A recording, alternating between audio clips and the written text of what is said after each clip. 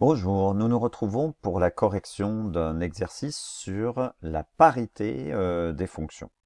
Et tout d'abord, la propriété graphique de la parité. Il faut donc, a priori, savoir son cours pour savoir ce que c'est qu'une fonction paire et une fonction impaire. Et il faut également connaître la propriété qui nous dit que si le graphe représentatif d'une fonction est symétrique par rapport à l'axe des ordonnées, alors la fonction est paire.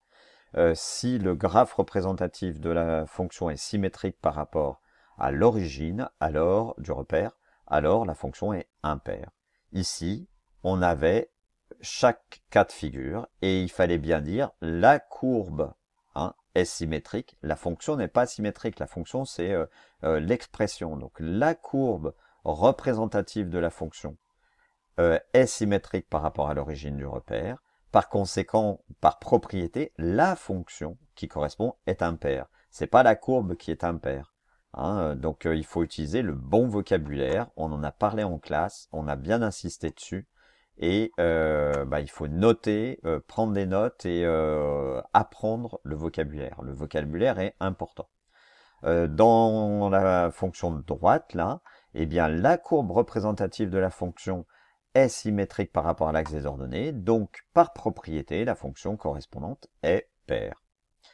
Pour les deux autres courbes ci-dessous, ben, aucune des deux courbes représentatives des fonctions n'admet de symétrie soit par l'axe des ordonnées, soit par le centre de symétrie par rapport au centre du repère.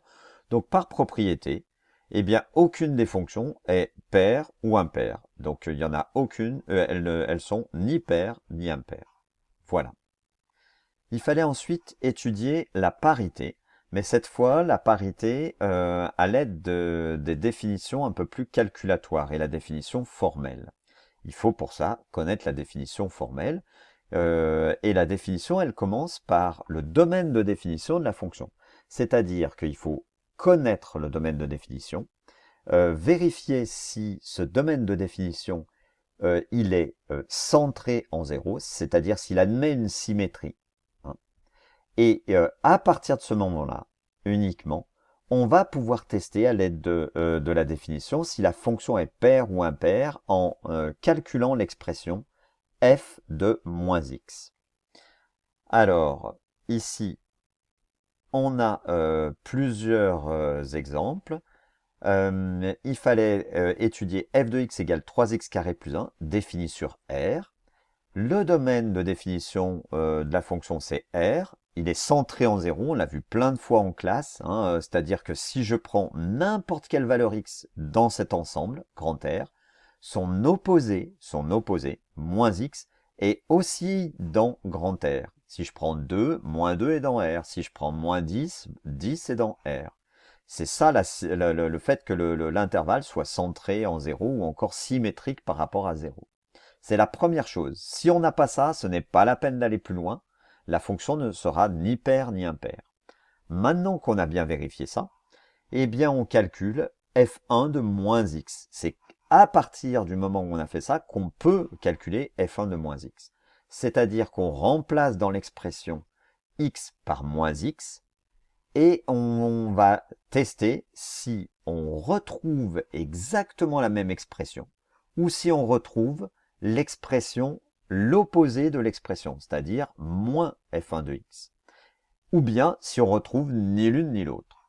Dans cette situation, étant donné que moins x au carré, c'est pareil que x au carré, un nombre négatif élevé au carré, c'est pareil que le même nombre positif élevé au carré, ce qui signifie que la fonction ne va absolument pas changer quand je remplace x par moins x. Ça va me donner 3x carré plus 1.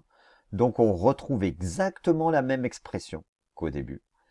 Par conséquent et par propriété, comme le domaine est centré, le domaine de définition est centré en 0 et que f1 de moins x est égal à f1 de x, à ce moment-là, la fonction, cette première fonction-là, est paire. Ah oui, alors j'ai noté f1 au lieu de f, c'est parce que dans l'idée, je pensais que j'allais les appeler f1, f2, f3, etc. Mais bon, on se comprend ici, et puis ça n'est pas faux comme notation. Voilà. Pour la fonction numéro 2, on a... alors, je vais faire un petit... voilà, mettre sur cette ligne-là. Oui, celle-là aussi. Ça sera plus lisible. On a cette expression-ci. Et on te donne le domaine de définition. C'est R privé de moins de 2. Ça s'écrit comment aussi? Eh bien, essaye de avec des intervalles. Avec des intervalles, ça signifie que je l'écris moins l'infini, ouvert, point virgule, moins 2, ouvert, union, moins 2 ouvert jusqu'à 2 ouvert, union, 2 ouvert jusqu'à plus l'infini ouvert. Bon, eh bien en fait, ce domaine, il est bien symétrique par rapport à 0 ou centré en 0. Parce que j'ai enlevé à l'ensemble grand R, qui lui est centré en 0, on vient de le voir. On a enlevé le nombre moins 2 et son opposé 2. Ou bien on peut dire aussi on a enlevé 2 et son opposé moins 2. Ce qui signifie que pour tous les autres nombres, eh bien, il y a leurs opposés. Si je prends moins pi, eh ben, pi est bien dans l'ensemble, puisque c'est uniquement moins 2 et 2 qui sont interdits. Si je prends 15, moins 15, il est dedans, puisque c'est pas moins 2 ou 2. Donc le domaine est bien centré en haut. On calcule f2 de moins x, donc c'est-à-dire qu'on remplace x par moins x, d'accord? X au cube, je le remplace par moins x au cube. X au carré, je le remplace par moins x au carré. Alors, on a vu, quand on a étudié les puissances, que une puissance impaire, un nombre négatif à la puissance impaire, ça donne un nombre négatif. Le moins à la puissance impaire, il reste moins. Donc, 2 fois moins x au cube, c'est pareil que moins 2x au cube. Par contre, moins x au carré, bah, c'est comme tout à l'heure. Le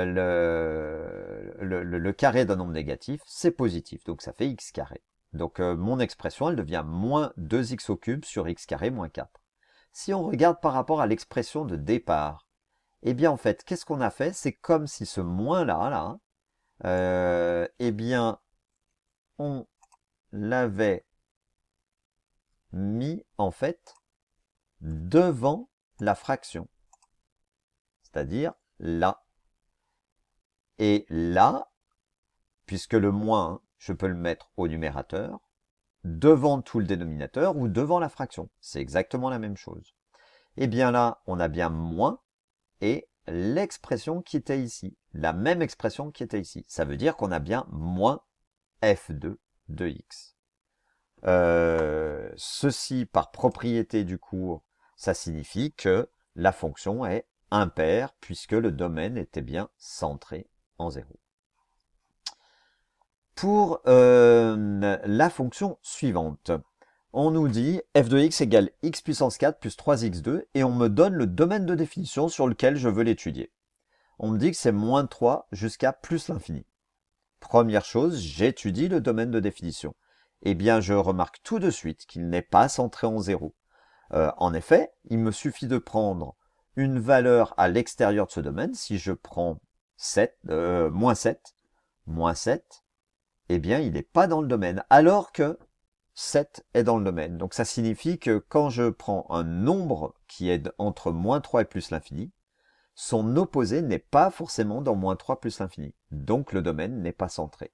Moi, j'ai pris ici 5. 5, il est bien entre moins 3 et plus l'infini, mais moins 5 n'est pas dedans. Et bien là, c'est pas la peine d'aller plus loin. Basta, c'est terminé. La fonction, elle est ni paire, ni impaire, et ça aussi, d'après la propriété, la définition du cours. Pour la fonction numéro 4, qui est moins 3x cube plus 5x, on demandait de déterminer son ensemble de définitions. Son ensemble de définitions, c'est dire s'il y a des valeurs interdites. Alors nous, on n'en connaît pas tellement des valeurs interdites. C'est soit parce qu'il y a un dénominateur et il ne faut pas que le dénominateur soit nul, soit parce qu'il y a une racine carrée et il ne faut pas que ce qui est sous la racine carrée soit négatif. On appelle ça le radicande, hein, ce qui est sous la racine carrée.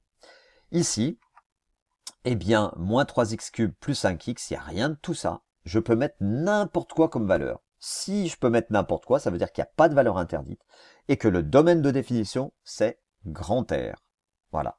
Grand R, on l'a vu plein de fois, il est centré en 0. Allez, c'est fait. La première condition, on l'a vérifiée.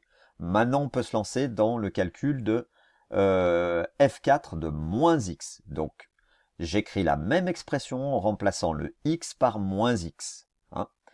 Ça me donne moins 3 facteur de moins x au cube, plus 5 facteur de moins x. Moins à une puissance impaire, ça fait moins.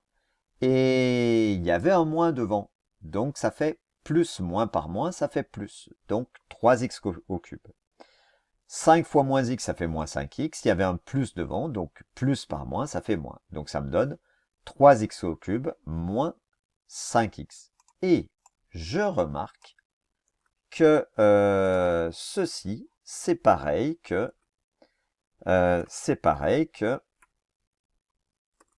eh bien, mon expression de la fonction, simplement, il y a un signe moins devant. C'est-à-dire que si je mets un signe moins devant, la fonction, moins par moins plus, moins par plus moins, ça me donne bien moins f4 de x.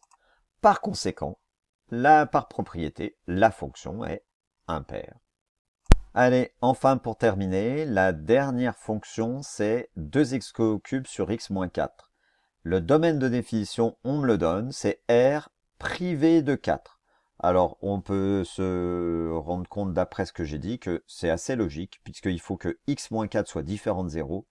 Et quand est-ce que x-4 est égal à 0 ? Bah, c'est pour la valeur 4. Donc, il faut enlever 4. On n'a pas le droit de mettre 4 à la place de x. Eh bien, ce domaine, puisque j'ai enlevé qu'une seule valeur, ça veut dire que j'ai pas enlevé son opposé. Si j'ai pas enlevé son opposé, eh ben, ce domaine, il ne peut pas être symétrique, puisque j'ai la valeur moins 4 dans le domaine, mais j'ai pas 4. En effet, hein, moins 4 appartient à R privé de 4, et, alors je sais pas pourquoi, et 4 n'appartient pas à R privé de 4. Par conséquent, et par définition, c'est pas la peine d'aller plus loin, la fonction 5 est ni paire, ni impaire. Voilà. Bon, bah, c'est 5 exercices supplémentaires par rapport à ce qu'on a fait en classe. Hein. Donc là, ça en fait un paquet. Voilà. Eh bien, c'est terminé pour la partie sur la parité. Cet exercice sur la parité. Allez, au revoir et à bientôt.